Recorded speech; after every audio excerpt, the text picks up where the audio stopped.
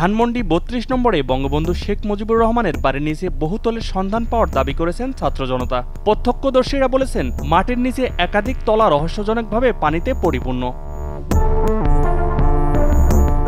আমরা দেখতে আইছি, আমরা সাহস করি অনেকজন মিলে নামছি, এক হাঁটু পানির মধ্যে এই জায়গাটা আবার লাগছে একটু দ্বীপ, কাঠ বাঁশ লোহা লক্ষণ এখানে ভরা। মানুষের কোনো দেহ অবশেষ বা ধ্বংসাবশেষ বা এগুলো কিছু দেখতেছি না আমরা। মানুষে হয়তো বা কোনো গুজব ছড়াইছে নাকি আমরা সেটা বলতে পারছি না।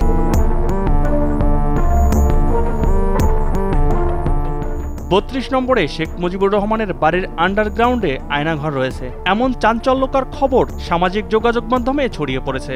দাবি করা হচ্ছে যেখানে মানুষের মাথার চুলও পাওয়া গেছে। এ নিয়ে নেটিজেনদের মধ্যে ব্যাপক আলোচনা চলছে। এটা তো গ্যারেজ হতে পারে না, কোনো প্রশ্নই আসে না এটা গ্যারেজ হওয়ার। আরো সিঁড়ি আছে কিন্তু পানিতে ভর্তি, যার ফলে বোঝা যাচ্ছে না। আয়না ঘরের ভিতরে মানুষকে নিয়ে আসে নির্যাতন করে এখানে রাখতো। ধরনের নিকৃষ্টতম স্বৈর শাসক কোনো ইতিহাসে আমরা পাইনি। সবাই বলছে, প্রত্যেকটা লোকই বলছে এটা হলো আয়নাঘর। এখনো আসলে বলা যাচ্ছে না, গুজবে তো আমাদের কাউকে কান দেওয়া উচিত নয়। এরকম তো কিছু দেখলাম না।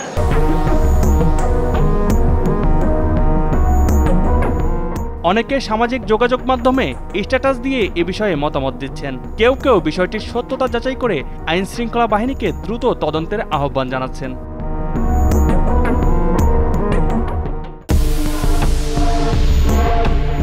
বিষয়টি যখন তুমুল আলোচনা সৃষ্টি করে, ধানমন্ডি ৩২ নম্বরে শেখ মুজিবুর রহমানের বাড়ির পাশে একটি নির্মাণাধীন ভবনে ২ তলা পর্যন্ত কনস্ট্রাকশনের কাজ শেষ হয়েছে। ভবনটির আন্ডারগ্রাউন্ডে আরও কয়েকটি তলা রয়েছে।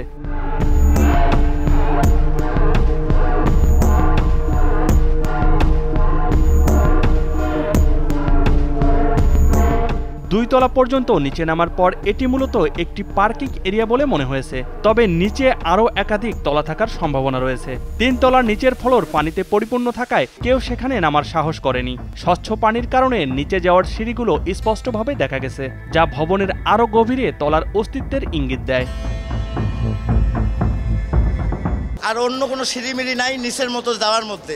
আমরা এই জিনিসটা চেক দেওয়ার জন্যই নামছি। এখানে শুধু আবার নির্মাণাধীন কাঠ বাঁশ এগুলাই আছে। পুরাটা নিচে পানি অনেক গভীর, কিন্তু খণ্ড খণ্ড করে ভাগ করা।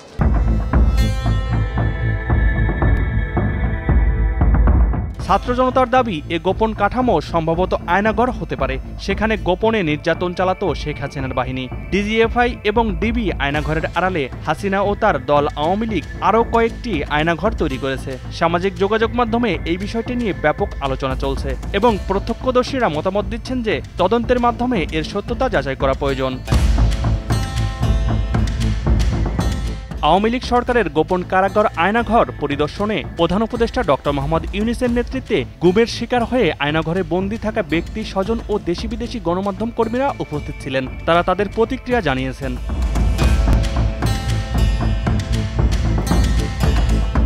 চলুন এবারে শুনে আসা যাক কিভাবে তাদের নির্যাতন করা হতো বন্দী এই আয়নাঘরে। যখন আসতো তখন সাথে সাথে আমরা আবার গিয়ে শুয়ে যেতাম। আমরা এই পাশে আমি আরো ৪-৫ জনকে দেখি, কেউ ১.৫ বছর, কেউ ২ বছর। ওরা ফিস এরকম করে একজন একজনের সাথে কমিউনিকেট করতো, তোরা এখান থেকে বের করতেছে। সো আমি ধরে নিয়েছি আমাকে ক্রস ফায়ার দিয়ে মেরে ফেলবে। যতটাই শুনি অবিশ্বাস্য মনে হয়, যারা এটা শিকার হয়েছে এরকম টর্চার সেল সারা বাংলাদেশ জুড়ে আছে।